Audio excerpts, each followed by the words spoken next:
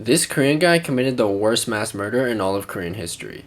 The date was February 18th, 2003. It occurred in the city of Daegu. It was a regular winter day for everyone in the city. Everything seemed completely normal, until many lives were changed by a man by the name of Kim Dae-han.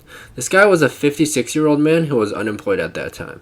He was also a former taxi driver. In the year 2001, he suffered a stroke that left him partly paralyzed. At the hospital that he was treated at, he was very dissatisfied with the treatment that he received from the doctors, which led him to develop a variety of different mental health problems, including depression, anxiety, and violent tendencies. So on February 18th, 2003, at around 9:50 a.m. that day, Kim Dae-han entered Daegu Station in Daegu and boarded the 1079 train on Line 1. He brought with him a duffel bag containing 2 green milk cartons filled with a flammable liquid, as well as a cigarette lighter. Passengers noticed that he started flicking his cigarette lighter around for fun. Then he poured all the flammable liquid all over the subway's floor. As soon as he did this, some of the passengers tried to stop him, but he dropped the lighter on the floor, and then the fire began spreading quickly all over the train. The materials in the train were very easy to catch on fire, as investigators found out later on.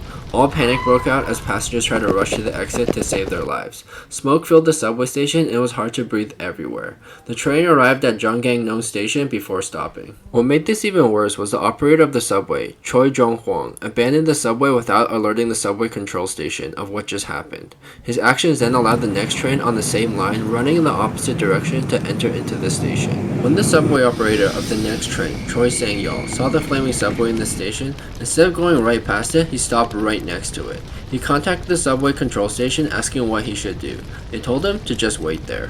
That subway operator shut off the train's power, grabbed the master key, and left. The master key is what allows the doors to be able to open on the subway, leaving the doors locked on the subway as it was right next to the other train that was on fire. Passengers panicked as the second train also caught on fire quickly, with all 79 passengers inside dying. Firefighters and many medical personnel arrived on scene, but the smoke and the fire were too thick for them to enter the station. Over 3 hours have passed since the fire first initially started, and around 1 p.m., rescue personnel were finally able to enter the station.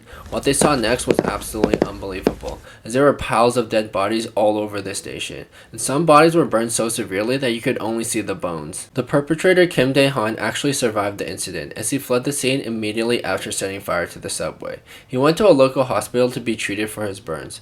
As other victims started to arrive at the same hospital, they quickly identified him as the man who started the fire. He was arrested and confessed to what he did. Many Koreans called for him to be sentenced to death, but he was given a life sentence due to his mental health problems. He died about a year later due to natural causes while he was in custody. The 2 subway operators were also given short prison sentences due to their negligent acts during the incident, which could have prevented many deaths.